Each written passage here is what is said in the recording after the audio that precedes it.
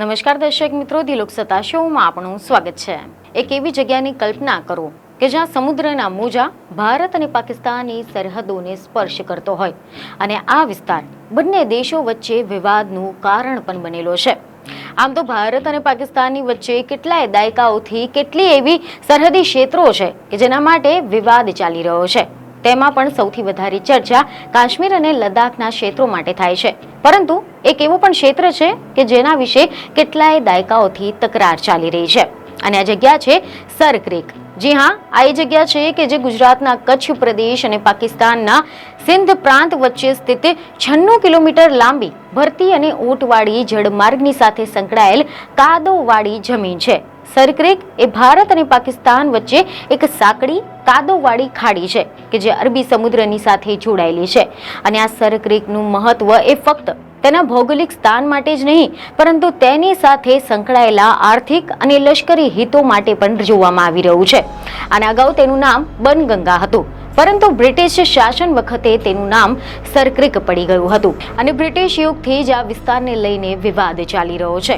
અને આ વિવાદનું કારણ એ છે કે બંને દેશો આ સમુદ્ર સરહદની અલગ અલગ રીતે જોઈ રહ્યા છે।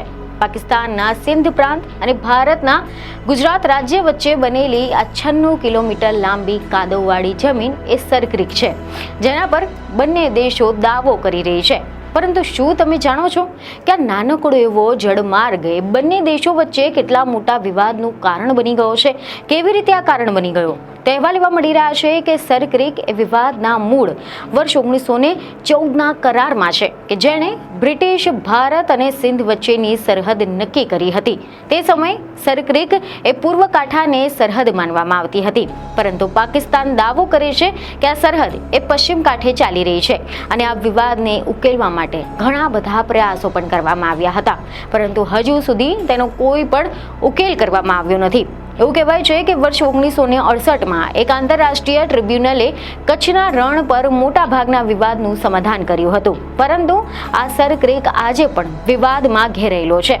તે વખતે સિંધ, જે આજના પાકિસ્તાનનો પ્રાંત છે, અને કચ્છ, જે ગુજરાતનો વિસ્તાર છે, આ બંને બોમ્બે પ્રેસિડેન્સીનો હિસ્સો હતા, પરંતુ આ બંને વચ્ચે ક્રીક ક્ષેત્રને લઈને વિવાદ ચાલતો હતો। જોકે કેટલાક અહેવાલ છે કે ત્યાં સુધીમાં વિસ્તારનો સર્વે પણ કરવામાં ન હતો આવ્યો। વર્ષ 1913 અને 14 વચ્ચે આ સર્વે કરવામાં આવ્યો હતો અને બોમ્બે પ્રેસિડેન્સીએ એક પ્રસ્તાવ જારી કર્યો હતો અને આ પ્રસ્તાવમાં એવું કહેવામાં આવ્યું હતું કે આ સર ક્રીક એક કાદવ કીચડવાળી જગ્યા છે કે જ્યાંથી જહાજો પસાર થઈ શકતા નથી, જેથી તેને સરહદ વચ્ચેની નહીં પરંતુ પૂર્વ કિનારાની નક્કી કરવામાં આવશે અને આના કારણે આ સર ક્રીકનો આખો હિસ્સો સિંધ તરફ જતો રહ્યો હતો। આઝાદી પછી પાકિસ્તાન આ નિર્ણયની સાથે આગળ વધવા માંગતો હતો, પરંતુ કેટલાક મીડિયા અહેવાલો અનુસાર એવા અહેવાલો સામે આવ્યા છે કે ભારતે કહ્યું કે આ ખાડીની વચ્ચેથી એટલે કે મિડ ચેનલની સરહદ નક્કી થવી જોઈએ। ભારતે આના માટે અગાઉના આંતરરાષ્ટ્રીય સરહદી કાયદા અને સંયુક્ત રાષ્ટ્રના સમુદ્રી કાયદા અંગેની સંધિ એટલે કે UNCLOSના સિદ્ધાંતોનો હવાલો પણ આપ્યો હતો અને આ સિદ્ધાંતને થાલવેગ કહેવામાં આવે છે। મીડિયા રિપોર્ટ અનુસાર આમાં એવું જાણવા મળે છે કે આ બંને દેશોની વચ્ચે કોઈ નદી અથવા તો ખાડી હોય તો તેની વચ્ચેની રેખા પરથી જે સરહદ નક્કી થતી હોય છે, પરંતુ પાકિસ્તાનનું કહેવું છે કે આ નેવિગેબલ નથી અને કાદવ કીચડવાળી જગ્યા છે, તેથી તેના પર આ સિદ્ધાંત લાગુ થઈ ન શકે। ભારતનું કહેવું છે કે અહીંયા ભરતી અને ઊંટ આવે છે, તેથી આ ક્ષેત્રને પ્રકૃતિ બદલાતી રહે છે, તે માત્ર કાદવવાળી જગ્યા નથી રહેતી, ત્યાંથી જહાજ પણ પસાર થઈ શકે છે, જેથી કિનારાના આધારે સરહદ નક્કી કરવી એમાં કોઈ જ અર્થ નથી। જો કે હવે આપણે જાણીશું કે આ સર ક્રીકનું મહત્વ શું છે। તો સૌપ્રથમ તમને જણાવી દઈએ કે લશ્કરી દ્રષ્ટિથી આ સર ક્રીકનું જે સ્થાન છે તે બંને દેશો માટે મહત્વપૂર્ણ છે। નિષ્ણાંતોનું માનવું છે કે આ વિસ્તાર અરબી સમુદ્રની નજીક છે અને કરાચી બંદર સુધી પહોંચ પૂરો પાડે છે। બીજું કારણ એ છે કે આ સર ક્રીકની આસપાસના પાણીમાં હાઇડ્રોકાર્બન અને કુદરતી ગેસના ભંડાર હોવાની પણ શક્યતા છે। આ પ્રદેશ માછીમારી માટે પણ મહત્વપૂર્ણ કહેવામાં આવે છે। આ સિવાય આ સરક્રિકનું નિયંત્રણ બંને દેશો માટે તેમના વિશિષ્ટ આર્થિક ક્ષેત્ર નક્કી કરવામાં મહત્વપૂર્ણ છે. જોકે આ ક્ષેત્ર અધિકાર જે દેશ છે તેને માછીમારી અને ખાણકામના અધિકારો આપે છે, તેથી જ કરીને આ પ્રદેશ મહત્વપૂર્ણ બની જાય છે. જોકે આ વિવાદને ઉકેલવા માટે ઘણા બધા પ્રયાસો પણ કરવામાં આવ્યા હતા, પરંતુ હજુ સુધી આ અંગે કોઈ પણ ઉકેલ આવ્યો નથી. અહેવાલો એવા મળી રહ્યા છે કે ભારત અને પાકિસ્તાન આ બંને યુએનની સમુદ્રી કાયદા અંગેની સંધિ એટલે કે UNCLOS ના સભ્ય છે અને આ સંધિ હેઠળ આ બંને દેશોએ વર્ષ 2009 સુધીમાં પોતાના સમુદ્રી વિવાદ ઉકેલી લેવાના હતા. નહીંતર વિવાદિત ક્ષેત્રને આંતરરાષ્ટ્રીય જળ ક્ષેત્ર જાહેર કરવાની વાત કરવામાં આવી હતી. પરંતુ ભારત અને પાકિસ્તાન આના સભ્ય હોવા છતાં પણ આ સરક્રિકને લઈને દ્વિપક્ષીય મુદ્દો ગણાવી રહ્યા છે અને આ વિવાદને કોઈ આંતરરાષ્ટ્રીય કોર્ટમાં લઈ જવા નથી માંગતા. વર્ષ 2015 સુધીમાં આ બંને દેશો વચ્ચે તેને ઉકેલવા માટે વારંવાર વાતચીત કરવામાં આવી હતી. વર્ષ 1995 થી લઈને 2005માં થયેલી વાતચીતમાં સારા સંકેત પણ મળ્યા હતા, પરંતુ આના પછી આ મામલો ગૂંચવાયેલો રહ્યો હતો અને હજુ સુધી તેનો કોઈ પણ ઉકેલ નથી આવ્યો.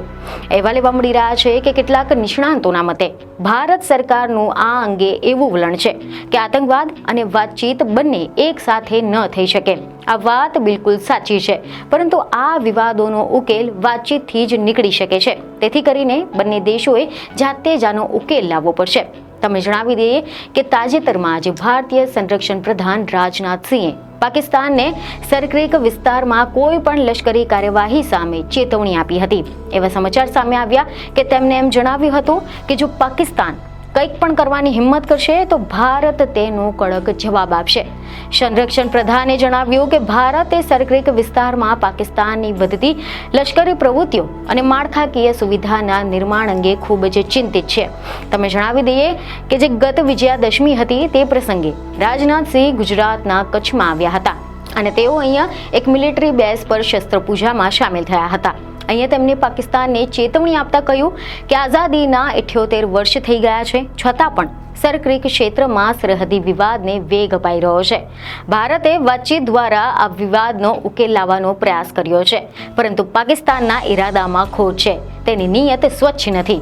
પાકિસ્તાની સેનાએ જે રીતે સરક્રિક નજીકના વિસ્તારોમાં પોતાનું સૈન્ય માળખું ઊભું કરી દીધું છે, તે તેનો ઈરાદો દર્શાવી રહ્યો છે. પાકિસ્તાન દ્વારા આ ક્ષેત્રમાં કોઈ દુસ્સાહસ કરવામાં આવશે તો તેનો એવો નિર્ણાયક જવાબ આપવામાં આવશે કે તેનાથી ઇતિહાસ અને ભૂગોળ બંને જ બદલાઈ જશે. આમ આપણે જોયું કે આ સરક્રિક જે વિસ્તાર છે એક મહત્વપૂર્ણ વિસ્તાર છે, જે ભારત અને પાકિસ્તાન બંને વચ્ચે વિવાદિત સરહદ તરીકે જોવામાં આવી રહ્યું છે અને તેના આર્થિક અને લશ્કરી હિતોના કારણે આ વિસ્તાર બંને દેશો માટે ખૂબ જ મહત્વપૂર્ણ બની ગયા છે. તેથી જ કરીને ભારત અને પાકિસ્તાને વાતચીત દ્વારા આ વિવાદનો ઉકેલ લાવવાનો પ્રયાસ કરવો જોઈએ તેવો નિષ્ણાંતો સલાહ આપી રહ્યા છે. તો આશા છે કે આ માહિતી તમને અગત્યની લાગી હશે, જેથી અમારા વિડીયોને લાઇક અને શેર જરૂરથી કરજો. બીજને ખબરો સાથે ફરી મળીશું. ધન્યવાદ.